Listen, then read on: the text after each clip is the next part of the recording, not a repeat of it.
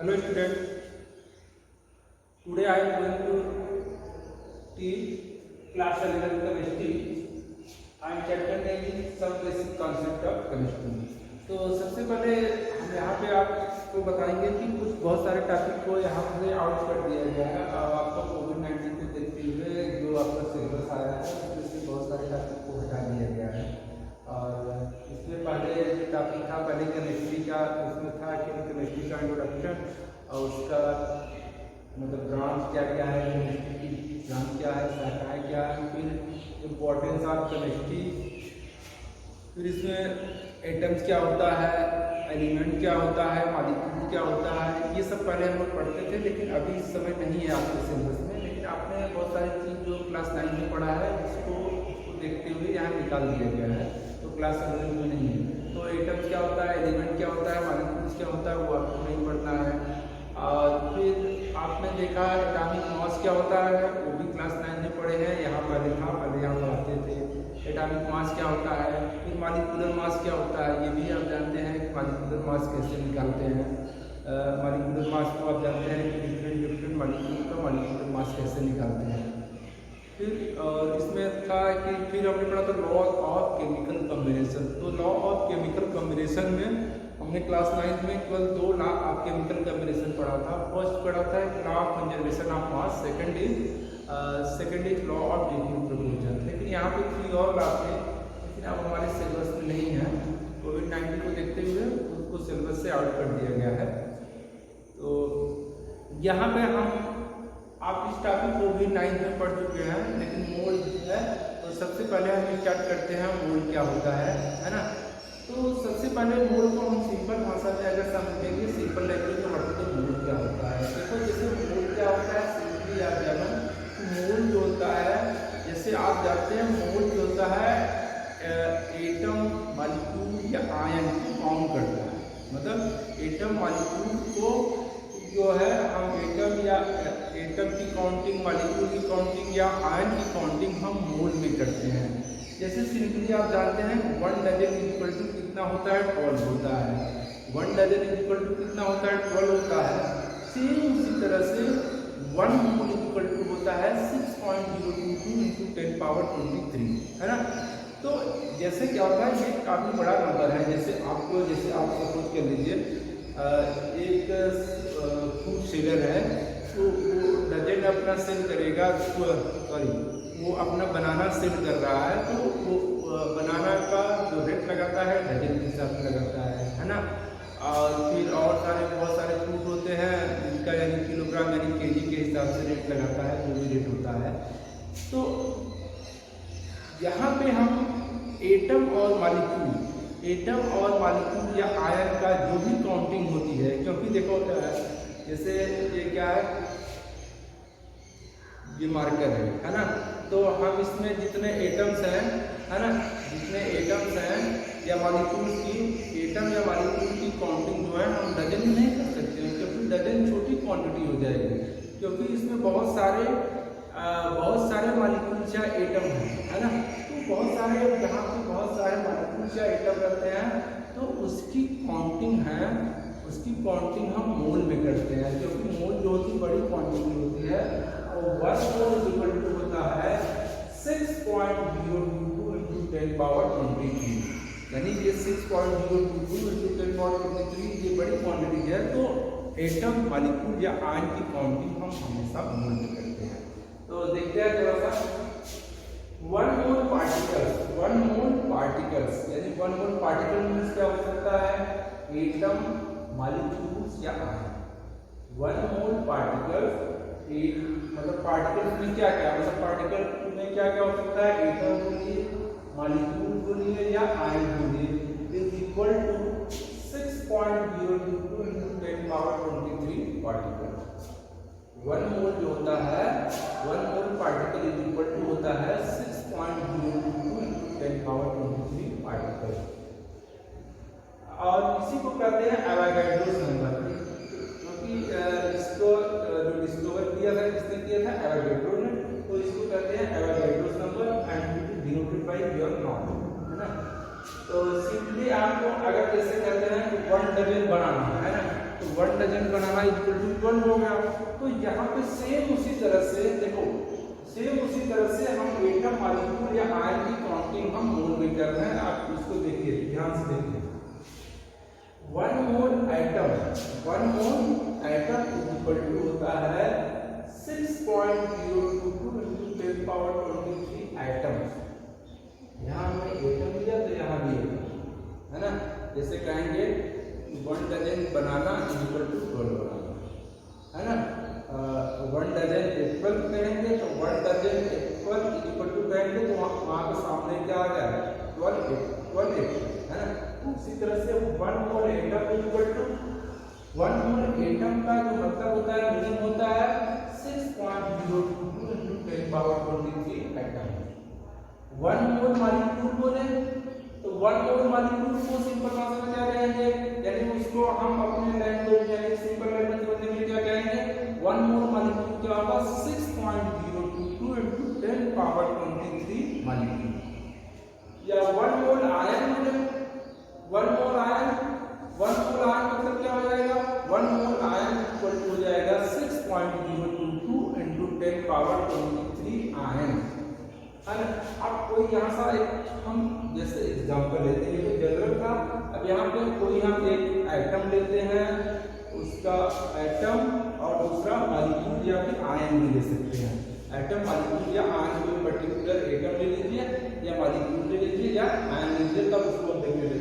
जैसे 1 mole oxygen atom equal to हो जाएगा 6.022 into 10 power 23 oxygen atom.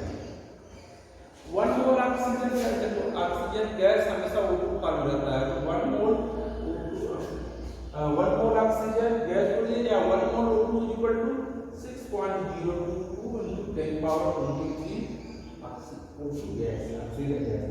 1 mole methane is equal to 6.022 into 10 power 23 methane molecule. अगर आपसे कहें 1 मोल, अगर आपसे बोले 1 mole sodium ion is equal to, क्या बोलेंगे 1 मोल सोडियम आयन, यहाँ आयन का एग्जांपल नहीं दिया है, तो 1 mole sodium ion is equal to क्या हो जाएगा 6.022 into 10 power 23 sodium. 1 mole sodium ion is equal to 6.022 into 10 power 23 ion. और सिंपली आपको बोला जाए 1 मोल H2O, 1 मोल वाटर, यानी 1 मोल वाटर को सिंपल इसको क्या कहेंगे 6.022 into 10 पावर 23 वाटर मानी। So I hope you understood what is the meaning of mole। अब देखिए मोल के बाद हम देखेंगे मोलर मास क्या होता है। मोल के आगे देखेंगे कि मोलर मास क्या होता है। तो मोलर मास जैसे कि आप एटॉमिक मास जानते हैं, जो एटम का मास होता है वही एटॉमिक मास होता है। पीछे आप उसको पीछे देख लीजिए। तो हम यहाँ मोलर मास का डिस्कशन करने जा रहे हैं। तो मोलर मास क्या होता है बेटा, देखिए mass of 1 mole substance is known as molar mass. 1 mole substance का जो मास होता है वही क्या होता है, molar mass. Mass of 1 mole substance is known as molar mass. It is represent in gram. इसको हम ग्राम में रिप्रेजेंट करते हैं, है ना। अब इसको हम कैसे समझेंगे, तो कोई सा हम एटम ले लें या मॉलिक्यूल ले लें, कोई एक एग्जांपल ले लें, तो हम उससे हम ज़्यादा आसानी से मोलर मास को समझ जाएंगे कि मोलर मास क्या होता है ना। तो जैसे देखिए आप जानते हैं you know that atomic mass of oxygen is equal to कितना होता है 16 U यानी 16 AMU। अब यहाँ पे मोलर मास ऑफ ऑक्सीजन क्या होगा, molar mass of oxygen equal to कितना होगा 16 gram. Molar mass of oxygen कितना होगा 16 ग्राम, है ना। या हम इसी को किस तरीके से कर सकते हैं, molar mass of oxygen 16 gram और मास ऑफ 1 मोल ऑक्सीजन क्या है, मोलर मास क्या होता है, पीछे हमने पढ़ा मास ऑफ 1 मोल सब्सटेंस। तो यहाँ पे सब्सटेंस क्या है ऑक्सीजन, तो mass of 1 mole oxygen atom is equal to 16 gram. Mass of 1 mole oxygen, मतलब इसी बात को हम इस तरीके से कर सकते हैं, या इसी सेंटेंस को हम इस तरीके से भी बोल सकते हैं कि मोलर मास ऑफ, देखो ऑक्सीजन का एटॉमिक मास 16 होता है, तो मोलर मास ऑफ ऑक्सीजन कितना होगा, 16 ग्राम होता है ना। मोलर मास ऑफ ऑक्सीजन 16 ग्राम होता है, तो या इसी को हम दूसरे तरीके से बोल सकते हैं, मोलर मास ऑफ ऑक्सीजन में mass of 1 mole oxygen atom is equal to 16 gram, है ना।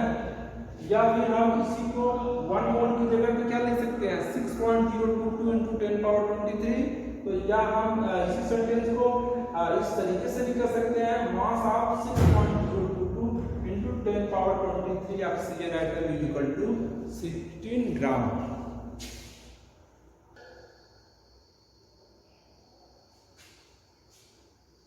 तो अभी आप लोग देख रहे थे, ये देख रहे थे कि मोलर मास क्या होगा, मोलर मास क्या होता है। हमने देखा कि हमने यहाँ पे प्रिंट किया कि एक एग्जांपल ऑक्सीजन एटम का एग्जांपल दिया।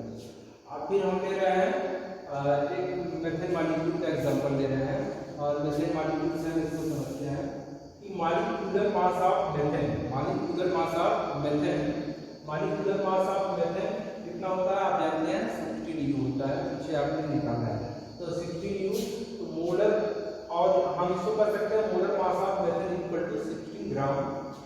आज इसको कर सकते हैं mass of 1 mole methane equal to 16 gram, mass of 1 mole methane equal to 16 gram.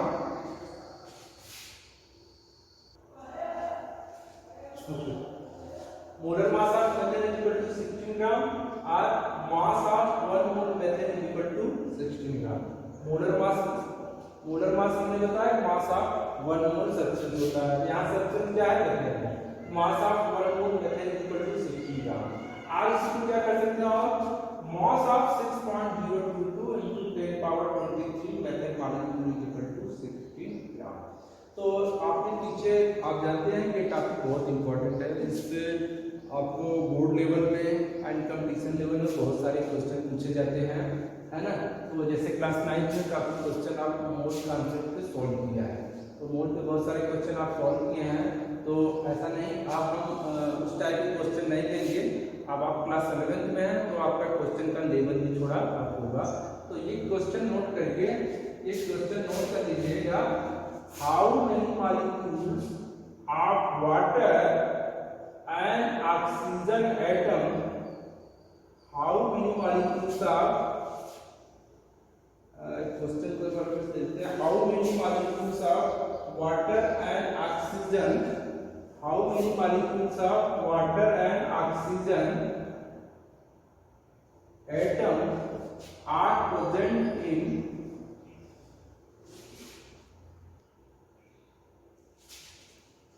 तो क्वेश्चन एक बार फिर से देख लीजिए, how many molecules of water and oxygen atoms are present in 0.9 gram of water, तो 0.9 ग्राम ऑफ वाटर में H2O और ऑक्सीजन के कितने एटम जो होते हैं वो प्रेजेंट होते हैं। वाटर का कितना मॉलिक्यूल होता है, मतलब वाटर का कितना मॉलिक्यूल होता है और ऑक्सीजन का कितना एटम्स होता है। आप इसको सॉल्व करके मेरे व्हाट्सएप नंबर पे सेंड करिए, फिर हम देखते हैं। मेरा व्हाट्सएप नंबर आप नोट कर सकते हैं, और जिसको आप जानते भी हैं, ग्रुप में है 9918781788। Thank you.